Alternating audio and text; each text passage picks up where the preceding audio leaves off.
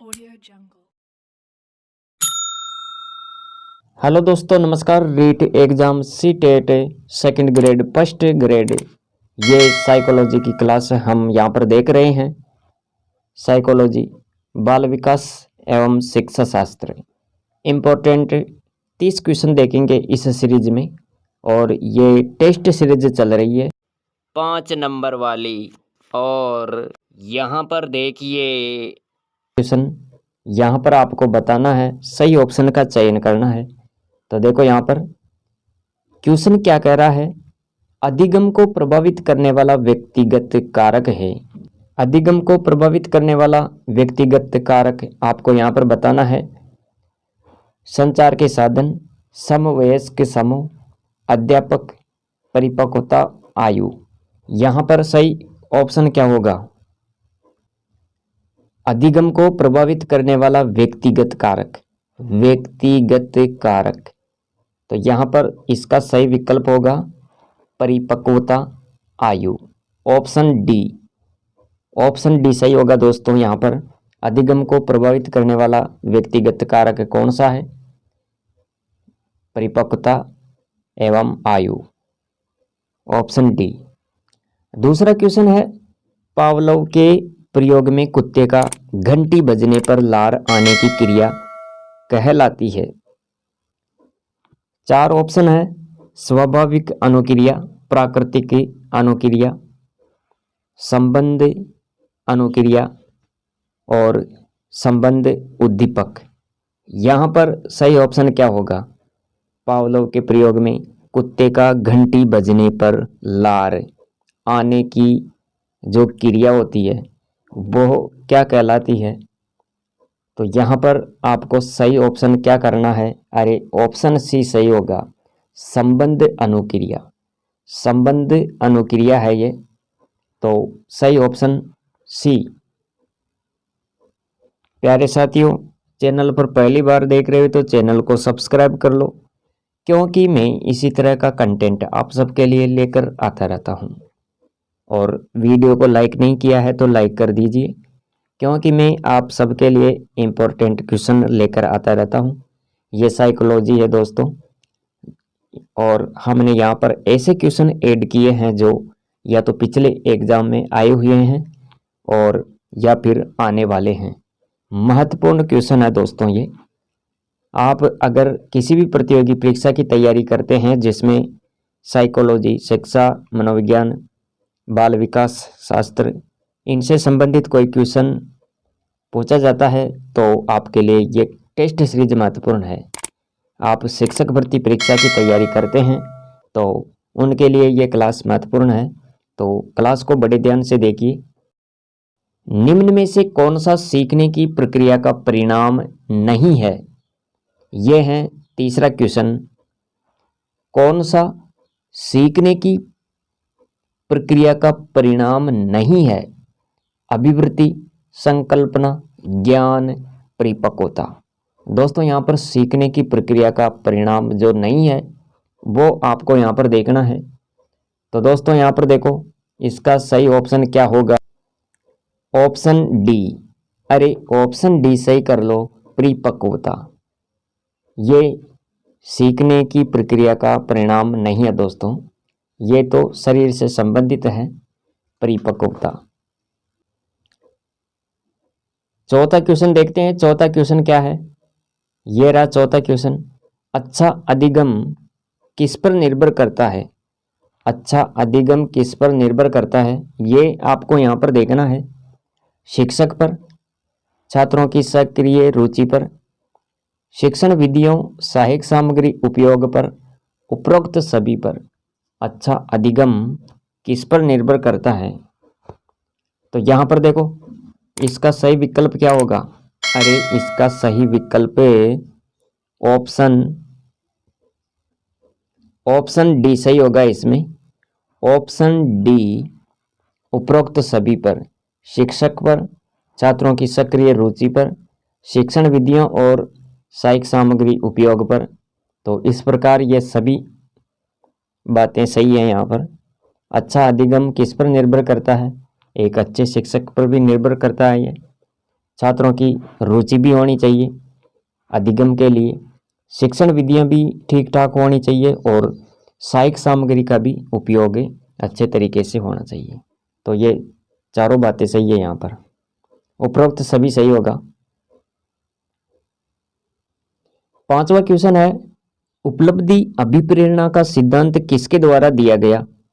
यहाँ पर आपको क्या देखना है, अरे उपलब्धि अभिप्रेरणा का सिद्धांत किसने दिया, ये आपको यहाँ पर बताना है। उपलब्धि अभिप्रेरणा का सिद्धांत देने वाले व्यक्ति कौन है, वाटसन, युंग, फ्राइडे, मैक्लीलैंड, ये कौन है भाई। तो यहाँ पर इसका सही विकल्प क्या होगा, ऑप्शन डी सही होगा इसमें, मैक्लीलैंड, ऑप्शन डी सही कर लो यहाँ पर। और 6 नंबर का क्वेश्चन देखो, 6 नंबर का क्वेश्चन क्या है, ये रहा स्क्रीन पर। 6 नंबर का क्वेश्चन है, किसको प्रशिक्षण द्वारा व्यवहार में संशोधन की प्रक्रिया माना जाता है या माना गया है। किसको प्रशिक्षण द्वारा व्यवहार में संशोधन की प्रक्रिया माना गया है, शिक्षण, अधिगम, अभिप्रेरणा, निर्देश। तो यहाँ पर देखिए प्रशिक्षण के द्वारा व्यवहार में संशोधन की प्रक्रिया, तो यहाँ पर चारों ऑप्शन है और इनमें से आपको बताना है। अरे प्यारे साथियों, प्रशिक्षण द्वारा कोई कार्य सीखा जाता है तो उसे अधिगम कहते हैं, तो ऑप्शन बी सही होगा, अधिगम। प्रशिक्षण द्वारा व्यवहार में संशोधन, ये कौन सी प्रक्रिया है, अधिगम है दोस्तों, ऑप्शन बी सही होगा यहाँ पर।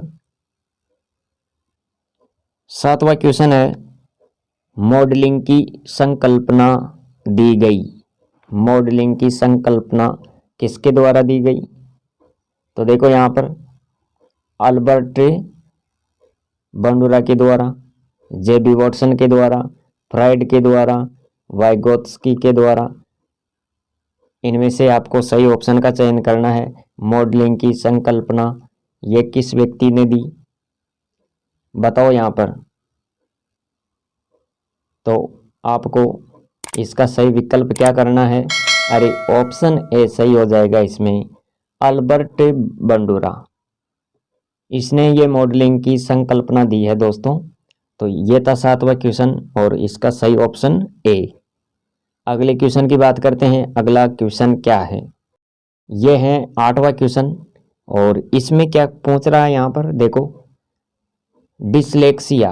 ये डिसलेक्सिया जो है इसका संबंध बताना है आपको, ये क्या है, किससे संबंधित है ये डिसलेक्सिया, मानसिक विकास से, गणितीय विकार से, व्यवहारगत विकास से, पठन विकार से। चारों में से बताओ किससे संबंधित है ये। अरे प्यारे साथियों, इसका सही ऑप्शन डी होगा, पठन विकार से संबंधित है ये डिसलेक्सिया। 9वां क्वेश्चन देखो, 9वां क्वेश्चन क्या है,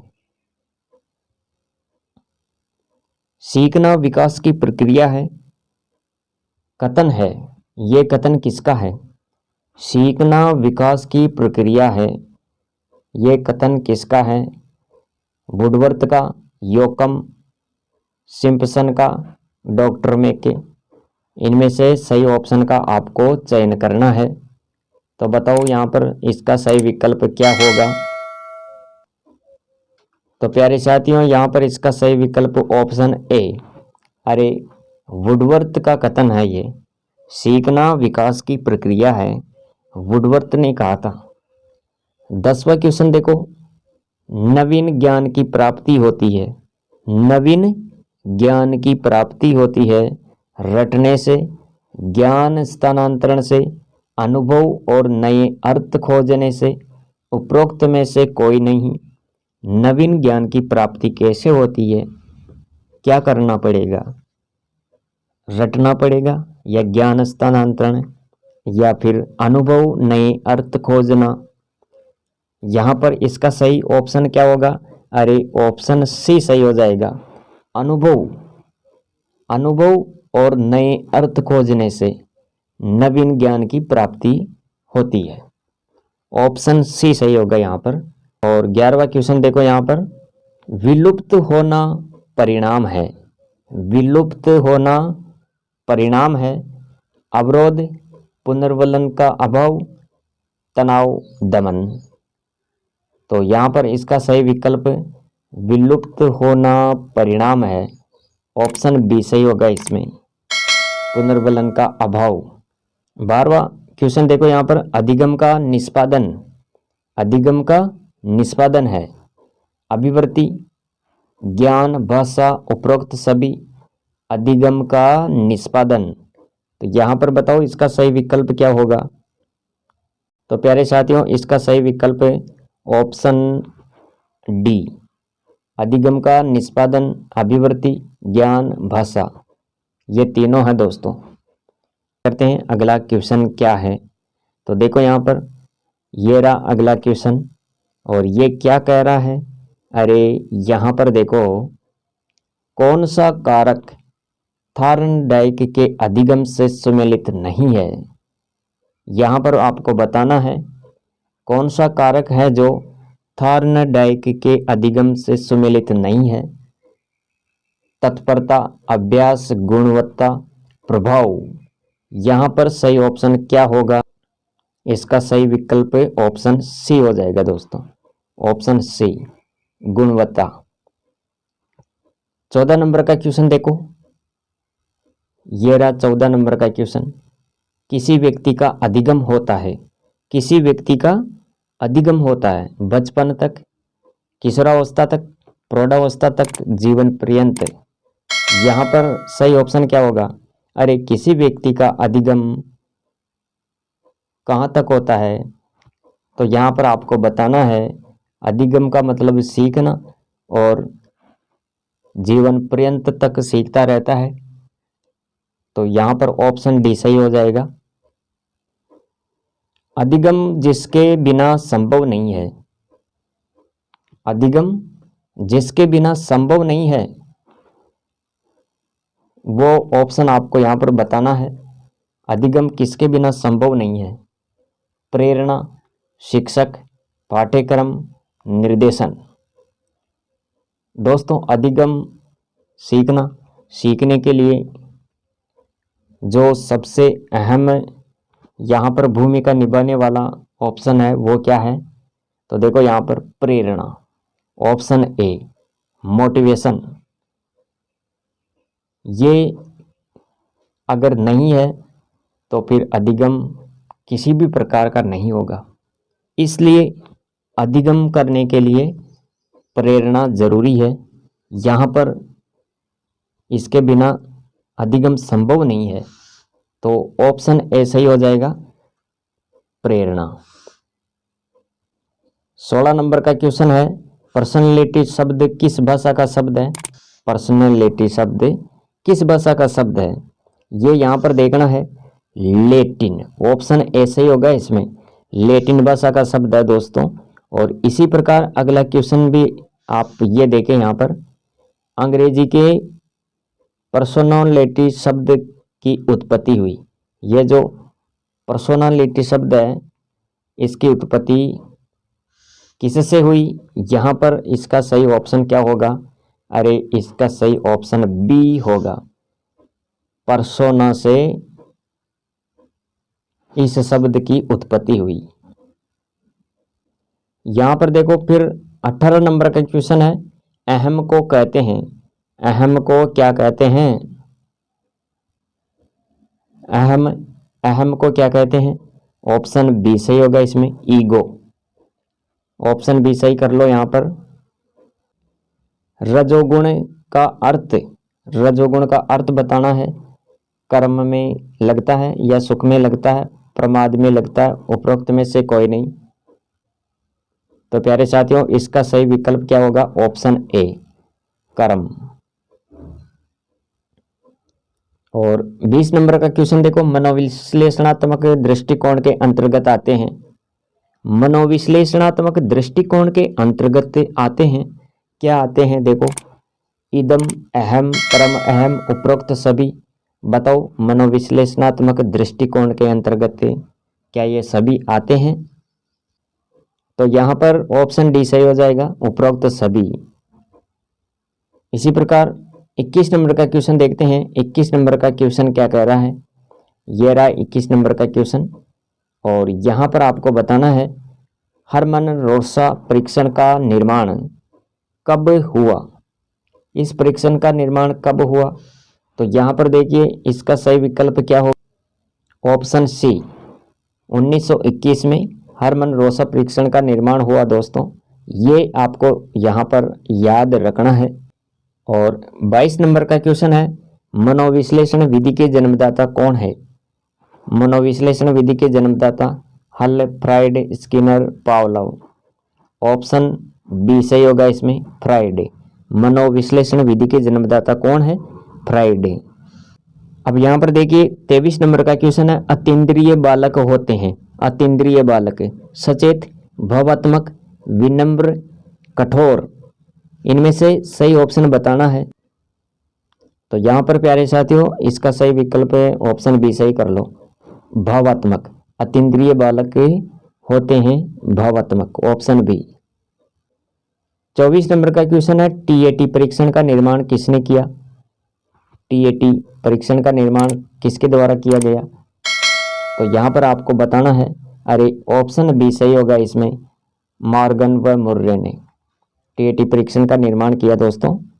और 25 नंबर का क्वेश्चन देखो, 25 नंबर का क्वेश्चन क्या है? तो ये रहा 25 नंबर का क्वेश्चन, अचेतन मन का अध्ययन किया जाता है। अचेतन मन का अध्ययन किया जाता है मनोविश्लेषण विधियों द्वारा, अवलोकन द्वारा, साक्षात्कार द्वारा, आत्मकथा द्वारा। अरे इसका सही ऑप्शन क्या होगा? अचेतन मन का अध्ययन किसके द्वारा किया जाता है? तो यहाँ पर आपको देखना है इसका सही विकल्प क्या होगा? अरे ऑप्शन ए, मनोविश्लेषण विधियों द्वारा अचेतन मन का अध्ययन किया जाता है। 26 नंबर का क्वेश्चन देखो, 26 नंबर का क्वेश्चन क्या है? वस्तुनिष्ठ पद्धतियों में शामिल है। वस्तुनिष्ठ पद्धतियों में शामिल है निरीक्षण पद्धति, प्रश्नावली पद्धति, प्रयोगात्मक पद्धति, उपरोक्त सभी। तो प्यारे साथियों वस्तुनिष्ठ पद्धतियों में जो पद्धति शामिल है वो कौन सी है? ऑप्शन ए, निरीक्षण पद्धति। ऑप्शन ए सही कर लो यहाँ पर। और 27 नंबर का क्वेश्चन देखो, वांछित व्यक्तित्व होता है। वांछित व्यक्तित्व अंतर्मुखी, बहिर्मुखी, संवेगीय, स्थिर, मनस्तापी। बताओ यहाँ पर इसका सही विकल्प क्या होगा? वांछित व्यक्तित्व कैसा होता है? तो प्यारे साथियों इसका सही विकल्प ऑप्शन सी होगा, संवेगीय, स्थिर, ऑप्शन सी। 28 नंबर का क्वेश्चन देखो, 28 नंबर का क्वेश्चन क्या कह रहा है? अच्छे चरित्र की विशेषता है। अच्छे चरित्र की विशेषता गत्यात्मकता, स्थिरता, अपरिपक्वता, भीरनता। भीरनता, यहाँ पर इसका सही ऑप्शन क्या होगा? अरे इसका सही विकल्प क्या होगा?